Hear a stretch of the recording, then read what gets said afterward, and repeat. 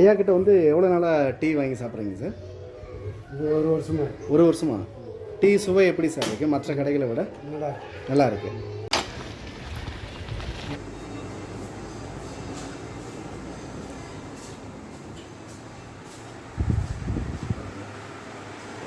பசும்பால் பசும்பாலில் தான் இது போல் மஞ்சள் கலரில் ஆடைகள் வரும். ஆமாம். பசும்பாலில் மட்டுமே டீ போட்டு அதை பிளாஸ்க்கு அடைச்சி நம்ம நிறைய மக்களுக்கு நீங்கள் சைக்கிள் வச்சு விநியோகம் பண்ணிகிட்டு இருக்கீங்க.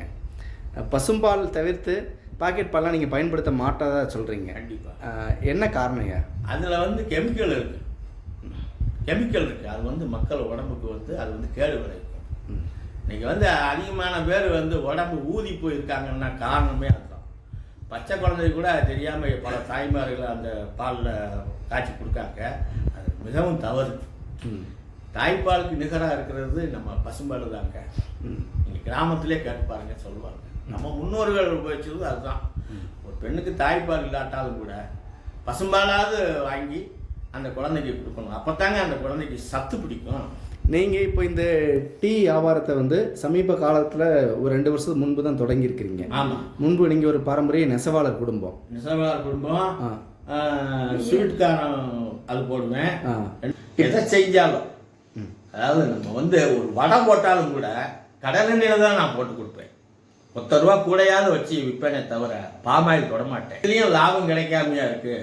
லாபம் கிடைக்கத்தாங்க செய்யுது. இது வந்து நமக்கு ஒரு அளவான ஒரு லாபம் கிடைக்கும். நம்மகிட்ட சாப்பிட்டவங்க திரும்ப திரும்ப சாப்பிடுவாங்க. அது வந்து கொஞ்சமாக முதல் போட்டு அதிகமாக லாபம் சம்பாதிக்கக்கூடிய ஆசை உள்ளவங்க தான் அந்த கலப்படத்தை நாடுறது. நமக்கு அந்த கொள்கை பிடிக்காதுங்க. ஐயா, இப்போ இது என்ன விலையா கொடுக்குறீங்க? 10 ரூபாய். 10 ரூபாய் தான். இது கொஞ்சம் நாள் சென்று 12 ரூபாய் ஆக்கணும். இப்போ 50 ரூபாய்க்கு பால் கொடுத்தாங்க ஒரு லிட்டரு பசும்பால். இப்போ 60 ரூபாய் ஆக்கிட்டாங்க. இன்னும் கொஞ்சம் கூட்டினோன்னா ஒரு 2 ரூபாய் கொடுப்போம். அவ்வளவுதான். அதுக்கு மேலே ஏன்னா நம்மகிட்ட வந்து ஏழை எளியவங்க சாப்பிடணும். இப்போ எல்லா வியாபாரமுமே லாபத்தை மட்டும்தான் நோக்கமாக வச்சு செய்வாங்க. இப்போ நீங்கள் அந்த லாபத்தையும் ரொம்ப குறுகிய அளவு எடுத்துக்கிட்டு மக்களுக்கு அது ஒரு சேவையாகவும் செய்யணும்னு நினைக்கிறீங்க. அந்த மனப்பான்மை இப்போ இதெல்லாம் ரொம்ப குறைவான மக்கள்கிட்ட தான் இப்போ இருக்குது. என்ன காரணம்னா, ஒரு மனிதனுடைய உடம்பை கெடுக்கிறதுக்கு நமக்கு வந்து உரிமை கிடையாதுங்க. இப்போ நீங்கள் இருக்கீங்க, உங்களுக்கு வந்து நான் தர்ற ஒரு பொருள், சாப்பிட்ற பொருள், உணவு தாரேன்னு சொன்னால் அது உங்கள் வயத்தோடு ஒட்டணும். உங்கள் உடம்புக்கு வந்து நல்லா ஒரு ஆரோக்கியத்தை கொடுக்கணும். அதை விட்டுட்டு உங்கள் உடம்பை கெடுக்கிறதுக்கு எனக்கு வந்து அதிகாரம் கிடையாது. அது மிகப்பெரிய பாவம் நினைக்கிற ஆள் நான் வந்து.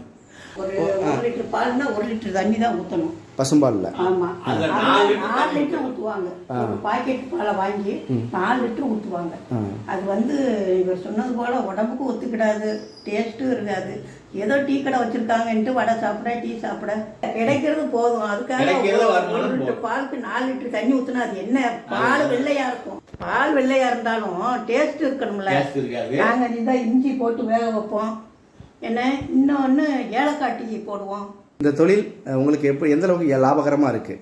பரவாயில்ல. எனக்கு வெளியில் வந்து கூலிக்கு வேலை பார்க்காத அளவுக்கு இன்னைக்கு எனக்கு என்னுடைய வருவாயை நான் இதுலேயே சொந்தமாக தேடிக்கிறேன். எனக்கு கிடைச்ச வருமானமே போதுமானது. நீ எதிர்காலத்தில் வந்து கடை வைப்பேன்.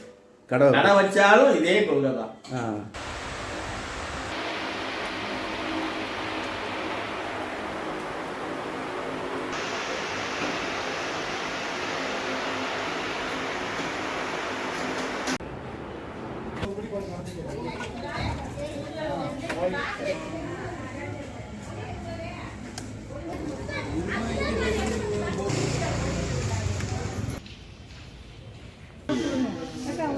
ஒரு கப்பு கொடுங்க.